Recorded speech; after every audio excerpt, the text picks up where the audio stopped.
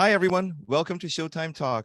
Today, we're fortunate to have Kyle Glazer back with us. Kyle covers Major League Baseball and top prospects for Baseball America. Thank you for coming on the show, Kyle.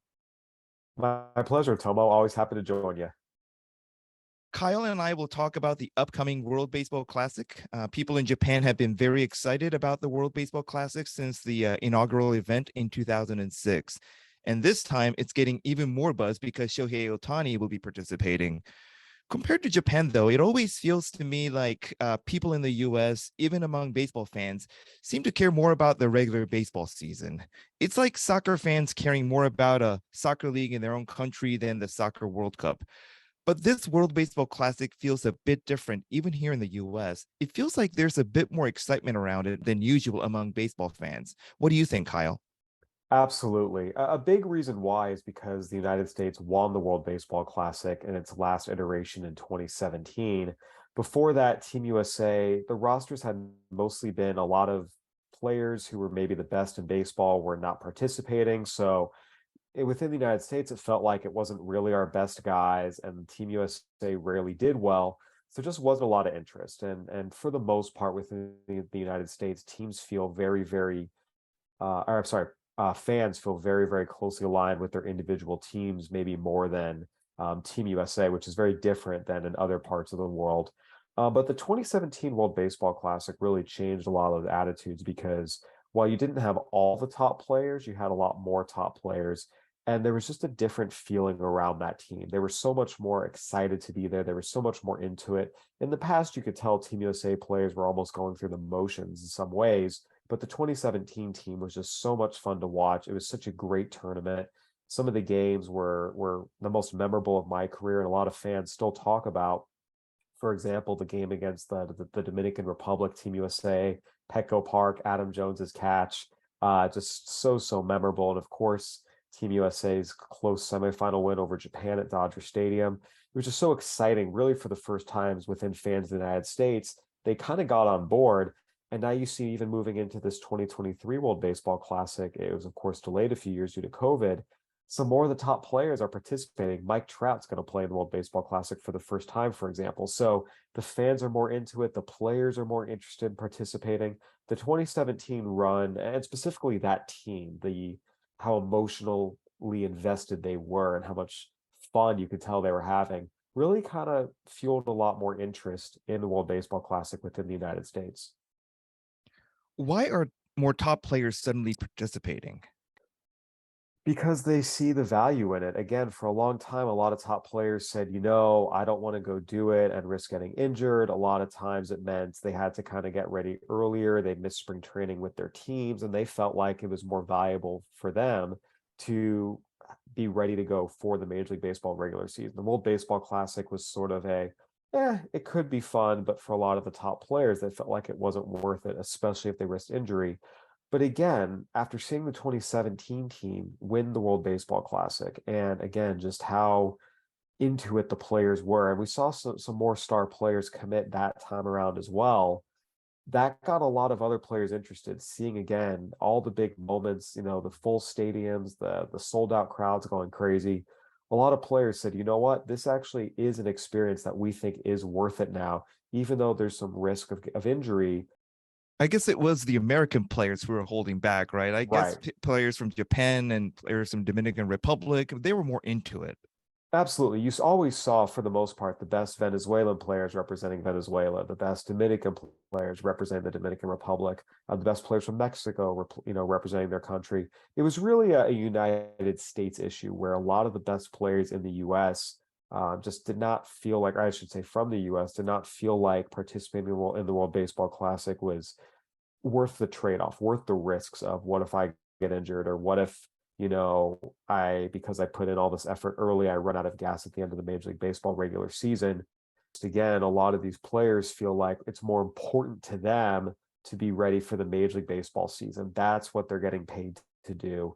That's their goal. Their goal is always to win a World Series. Winning the World Baseball Classic is not a primary goal for them. But again, that 2017 team, I can't emphasize this enough, really shifted the mindset for American players. And they're starting to say, you know what? It is worth it. This experience is something that comes along so rarely. Now, they didn't think that before 2017, but 2017 really changed a lot of attitudes about the WBC for players and fans in the United States, frankly. For the most part, again, Puerto Rico, Venezuela, Dominican Republic, Mexico, Japan, South Korea, it was a no-brainer that, yeah, they wanted to participate because there was a little more national pride there amongst those players. Team USA, American players are starting to feel it a little more. And Mike Trout was one of the first players to announce his intention to play in the World Baseball Classic. That happened, I think, during the All-Star break. Yep. Do you think that helped inspire other players to participate as well? It was more that was the symbol of you're seeing the World Baseball Classic gain in the importance in the minds of American players. You know, Mike Trout had not played before. He had opted not to play. And for the first time, the most talented player in baseball decided he was going to participate. So it's not so much that inspires other guys as much as it was a symbol of how the mindset and the thinking about the WBC in the minds of American players has changed. That's a great point. What do you think about this year's Team USA? Do you think it's pretty much the best American players? Well, the full roster has not been announced yet. Rosters don't have to be finalized until February, so they're still getting commitments every day. A couple more pitchers just committed yesterday. You're definitely seeing a lot of the best position players now, not all of them, of course, but you're certainly seeing a lot of them. The pitchers, it's still TBD. Again, you know, we still have to see what the final roster looks like. So it's hard to really assess it right this minute and say, oh, it is or isn't the best players, because players are still being added every day. And until we know what the final roster looks like, it's hard to say yes or no. Other than the players participating, any other difference about this year's tournament compared to the past ones? Well, it's bigger. They expanded the field. In the past, it used to be 16 teams. They've expanded it to 20 teams now. So you're starting to see just more and more countries participate and get in on the action. We're seeing some first-time countries. Great Britain, for example, is going to be in the WBC for the first time. So I think it's more you're seeing the growth of the game, and that's obviously exemplified in the field itself. And it's the ultimate goal of Major League Baseball to grow the game worldwide, and it's good for the game as a whole. And we're starting to see it take effect. Again, the World Baseball Classic has been around now. It started in 2006. It's been around by the time of the next edition, 17 years, multiple iterations, and we're seeing the growth. Again, more teams in the field, and not just more teams in the field, but some of the countries that maybe were on the fringes, if you will, in the past, we're starting to see them improve and get better. You look at a team like Israel, which for years was a non-factor on the international stage, but they get into the 2017 World Baseball Classic. They build up to that point. They shot Cuba and South Korea to advance into the second round. And building off of that, they then got into the Olympics. They won a game there. I mean, you're starting to see the growth of baseball in some non-traditional baseball countries. And now you're starting to see the field expand. So you're really seeing both the quality of the World Baseball Classic, top to bottom improve, on top of just more countries joining because the talent's improving. I guess I can tell from the way you're talking about this, but as an American baseball writer, how excited are you about this upcoming World Baseball Classic? I'm very excited. One of the highlights of my career was covering the 2017 World Baseball Classic, start to finish for us at Baseball America. I had always enjoyed the event growing up in San Diego. I remember going to games as a kid and just thinking it was really cool. I remember watching Cuba when a hard-throwing but wild left-hander named Aroldis Chapman was on the mound before he was famous, and seeing some of the great Cuban players and great Japanese players and great South Korean players before they came to the U.S. And it was really, really a lot of fun to just watch such great baseball from all over the world. And then becoming a writer and eventually becoming a national writer for Baseball America. Getting to cover the 2017 World Baseball Classic was truly a one-of-a-kind experience. I'm very, very fortunate. I've covered 5 World Series now, and I still say the 2017 World Baseball Classic was the most exciting event I've ever covered as a professional journalist. Do you think it's the battle of nations and their pride that made it so exciting in 2017?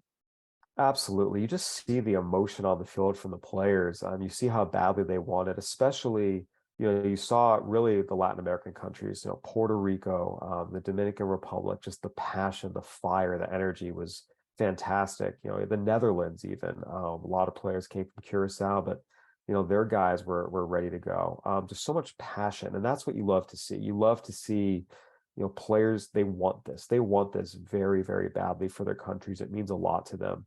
And we saw the United States start to, kind of have that feeling as well last time. And it truly is, for my money, just one of the coolest events worldwide in baseball.